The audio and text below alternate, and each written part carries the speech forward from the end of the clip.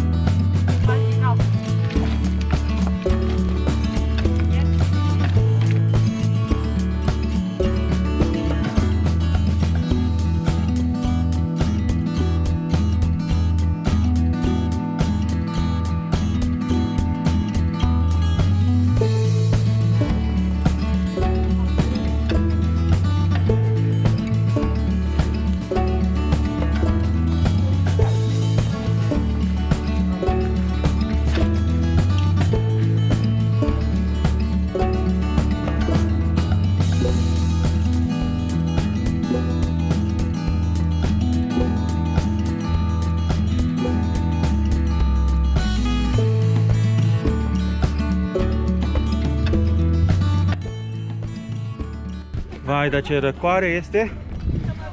Răcoare de la peșteră. Ce se aude aici?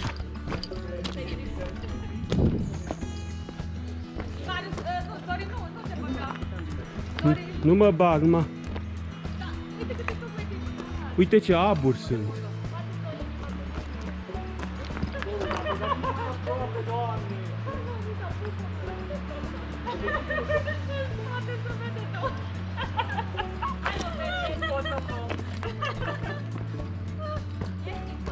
GoPro, arrêtez capture.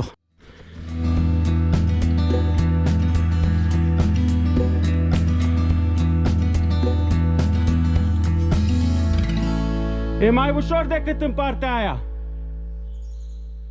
Și așa. Și după aia mergi până acolo e peștera. Și după aia urci un versant. Ăla trebuie să te ții cu lanțurile el, știi? Apoi asta cred că e mai simplu. Mai e o mică porțiune de lanțuri, dar se pare că mai puțin periculoasă decât cea pe care am venit. Și după 1 kilometru ajungem în Poiana la Glăvoi.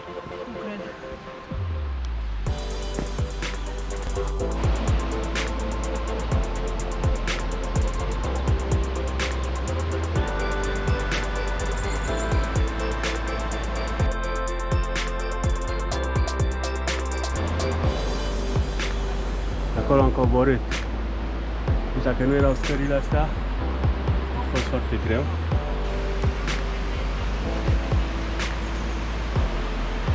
Deci o pește. Cred că pe aici se poate ieși dacă se intră prin peștera cealaltă.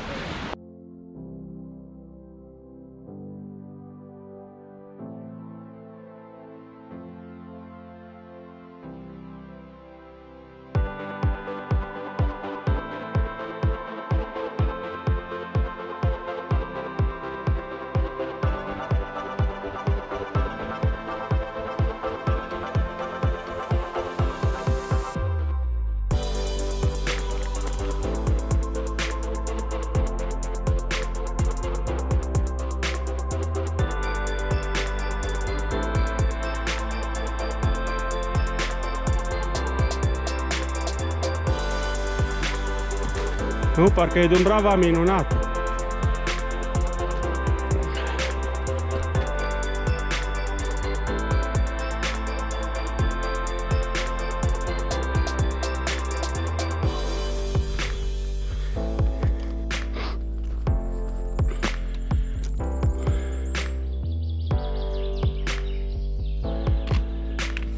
This is the end. Glăvoi Ret.